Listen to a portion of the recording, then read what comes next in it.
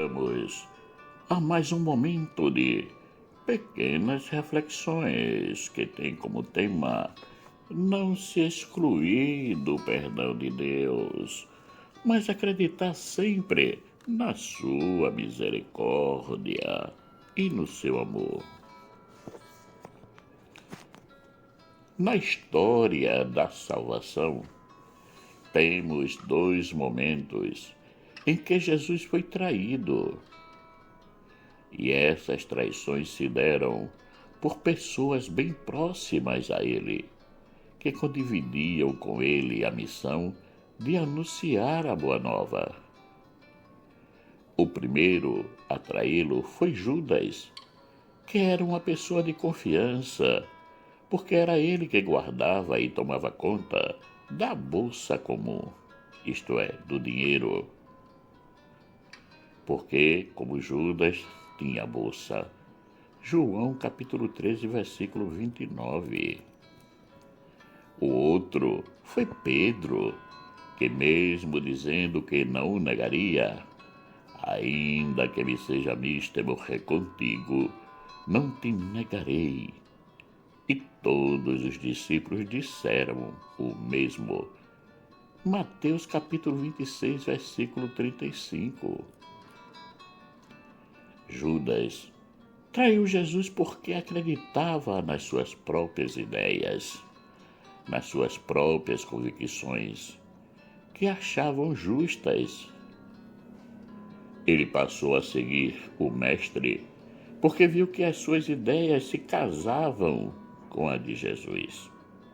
Mas assim que viu que entre eles havia uma discordância, deixou que as suas convicções se sobrepusessem à do Mestre.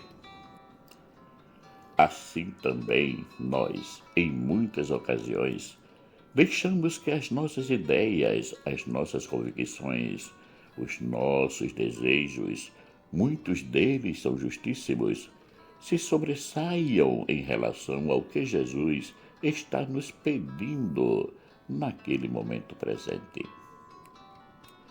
Judas traiu Jesus em nome de uma causa que para ele era justíssima. Fato que, pouco tempo depois da traição, ele veio se dar conta que estava errado, mas já era tarde demais. Isso também pode acontecer conosco. Entramos em conflitos com aqueles que nos representam a vontade de Deus, principalmente no que se refere às ações da igreja e na igreja, e passamos a afrontá-las, ao invés de darmos um contributo, deixando humildemente a nossa opinião sobre o fato que se problematizou. Destilamos palavras que não ajudam em nada na solução do problema. A traição de Pedro foi em forma de negação. Ora, Pedro estava sentado fora no pátio e, aproximando-se dele, uma criada disse: Tu também estavas com Jesus, o Galileu. Mas ele negou diante de todos, dizendo: Não sei o que dizes. E saindo para o vestíbulo, outra criada ouviu e disse aos que ali estavam: Estes também estavam com Jesus, o Nazareno. E ele negou outra vez com juramento. E daí a pouco, aproximando-se os que ali estavam, disseram a Pedro: Verdadeiramente também tu és deles, pois a tua fala te denuncia.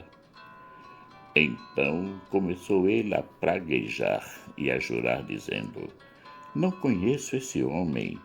E imediatamente o galo cantou.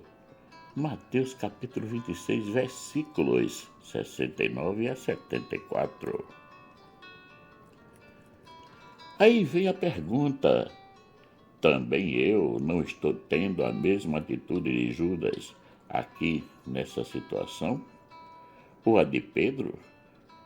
Eu não estou querendo que seja a minha ideia a ser acolhida e colocada em prática? Ou me negando a assumir postura de cristão? Judas, quando percebeu o erro, arrependeu-se e tentou corrigi-lo, procurando os sumos sacerdotes, mas esses não lhe deram a oportunidade de voltar atrás.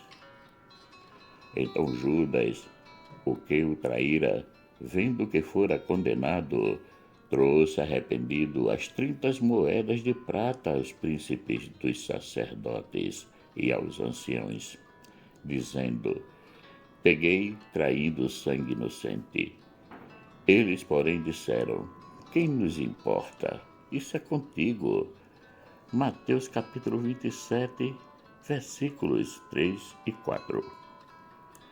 Ele, vendo-se sem saída, se desesperou e tirou-lhe a vida. Pedro também se arrependeu, e lembrou-se Pedro das palavras de Jesus, que lhe dissera: Antes que o galo cante, 3 vezes me negarás. E saindo dali chorou amargamente. Mateus capítulo 26, versículo 75. Jesus ensina que Deus é misericordioso, bondoso, compassivo e amoroso. Nos ensina também a sermos humildes, a reconhecermos os nossos erros e a pedirmos perdão e recomeçarmos. Porém, Judas e Pedro reconheceram os erros e se arrependeram, mas tomaram decisões bem diferentes. Judas não teve a coragem e a humildade de aproximar-se de Jesus e continuar a caminhada com ele. Achou que o melhor caminho foi tirar a própria vida, sendo ele o juiz de todos os seus atos. Já Pedro teve a coragem e a humildade de voltar a caminhar com Jesus, reunindo-se aos 10 apóstolos que estavam dispersos, mas que depois da morte de Jesus voltaram a estarem juntos. Eis 2 exemplos que podemos escolher. Um que, ao errar, reconhece o erro, arrepende-se, mas não tem a coragem e a humildade de voltar à convivência com aqueles que desapontou. Prefere sumir. O outro, ao contrário, erra, reconhece o erro, se arrepende e, com coragem e humildade, volta ao convívio com aqueles que desapontou, acreditando na misericórdia e no amor de todos. A Igreja nos ensina e nos dá a oportunidade de recomeçarmos uma vida nova. Quando nos arrependemos de algum ato falho nosso e procuramos mudar o rumo da nossa vida. Como e qual é essa oportunidade? Através do sacramento da reconciliação, conhecido como a confissão. O ato de confessar-se a um sacerdote não deve ser encarado por nós cristãos católicos como algo puramente humano. O sacerdote está ali cumprindo uma determinação de Cristo. E eu te darei as chaves do reino dos céus, e tudo que ligares na terra será ligado nos céus, e tudo que desligares na terra será desligado nos céus. Mateus capítulo 16, versículo 19. E havendo dito isto, assoprou sobre eles e disse-lhes: Recebei o Espírito Santo. Aquele a quem perdoardes os pecados lhes serão perdoados, e aqueles a quem os retiverdes lhes serão retidos. João capítulo 20, versículo 22 e 23. Como vemos, o sacramento da reconciliação ou da penitência é bíblico. A decisão de se confessar não deve ser um ato desvinculado do nosso desejo de mudança. Não deve ser um desencargo de consciência, um ato só para se sentir livre dos pesos do pecado, mas que não existe um pingo sequer de mudança. Não deve ser assim. O nosso desejo de confissão deve ser um ato de amor a Deus, aos irmãos e a nós mesmos. Porque quando amamos, procuramos deixar que Jesus seja Ele mesmo em nós, livre dos nossos condicionamentos, e assim deixamos também que seja Ele a conduzir todas as nossas ações. Sabemos que na convivência humana os conflitos estarão sempre presentes, pois são várias cabeças pensando o mesmo assunto, porém com perspectivas diversas. Até colocar todas em comum e encontrar um senso comum entre todas, o trabalho é árduo, mas é possível.